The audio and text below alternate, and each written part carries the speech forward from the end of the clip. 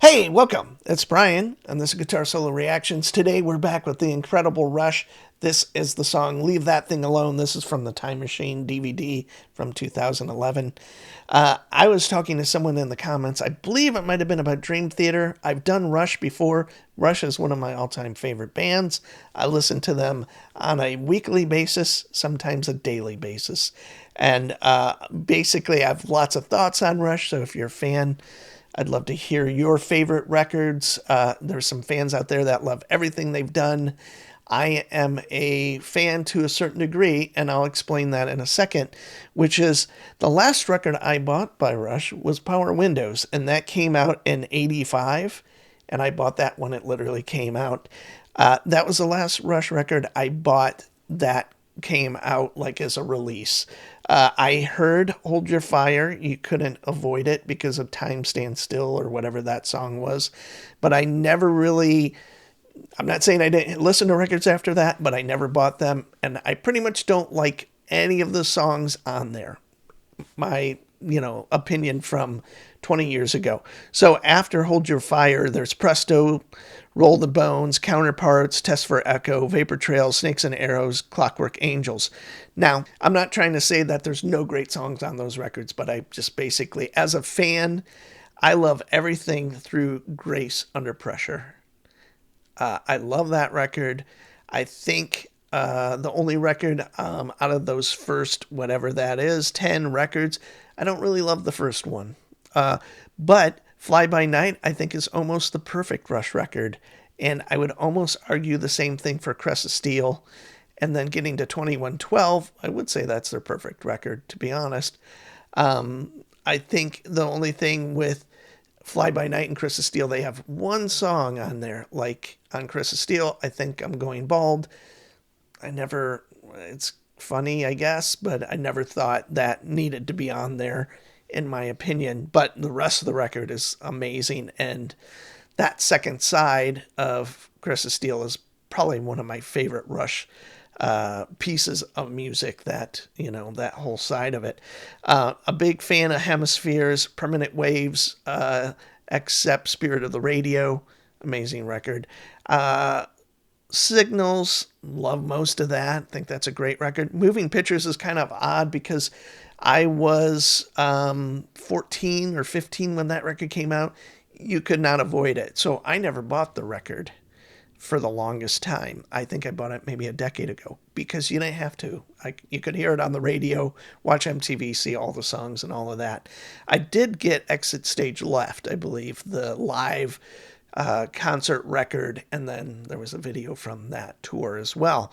And now that if you buy it on DVD or on CD, you can get twice the amount of music. So that is that's probably one of my favorite live documents of the band. And they did a lot of live records and a lot of live DVDs. So this is a very long intro to a song. But in those comments, if I didn't say this before, someone mentioned this song specifically as one of their standout cuts after what I was saying, like Grace Under Pressure. So I have probably heard this song before, but we're going to listen to it together.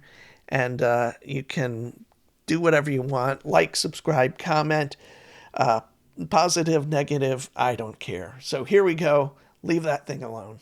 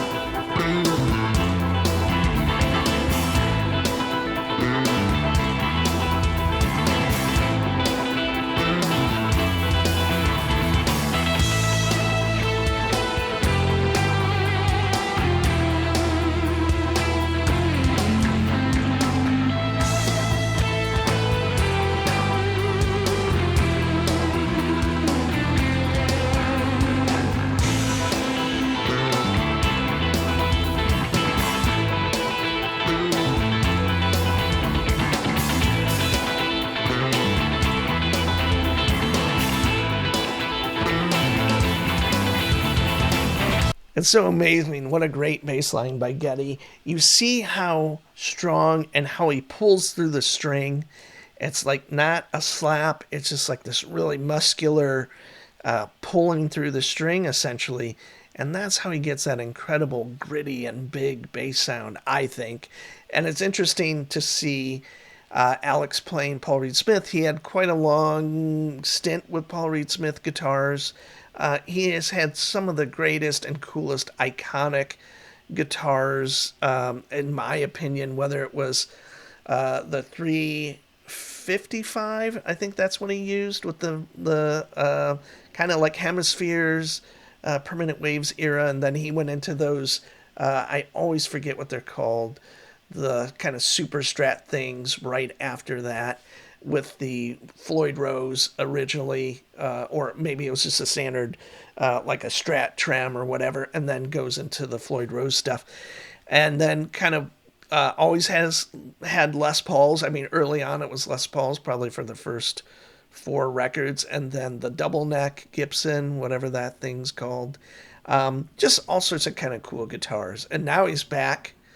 I think he's playing Les Pauls again, or was. And then there's his Lurkst guitar made by Godin.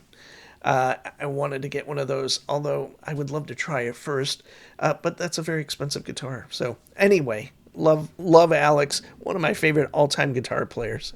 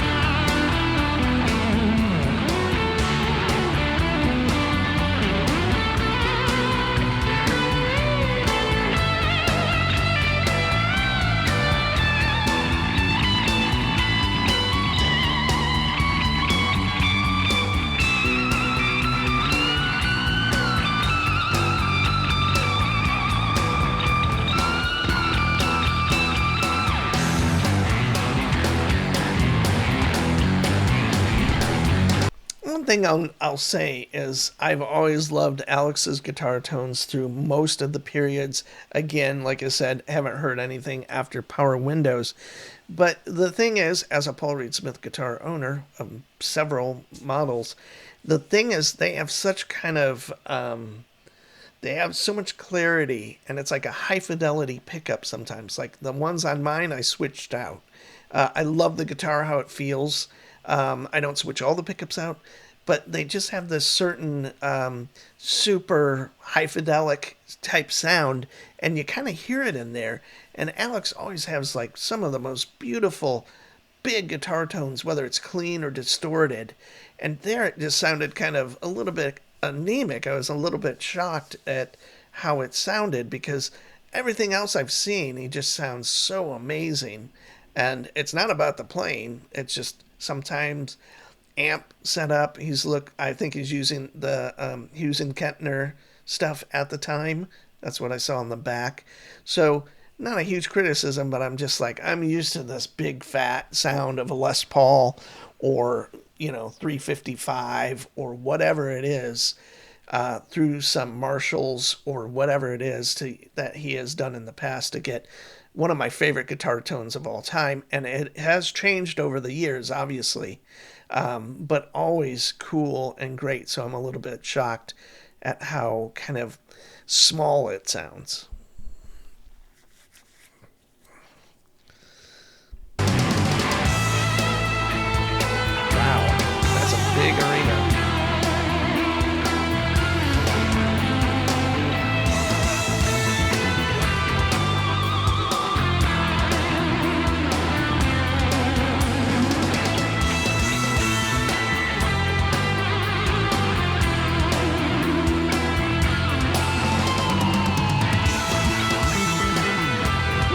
Yeah.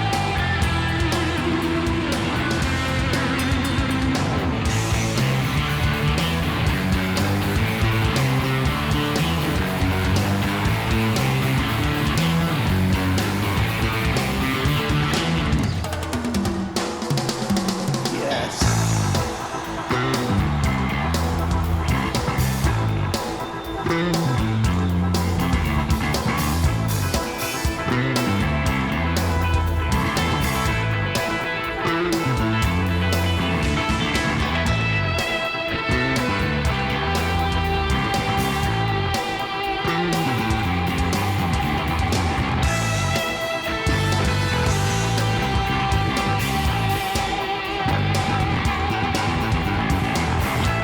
Yeah.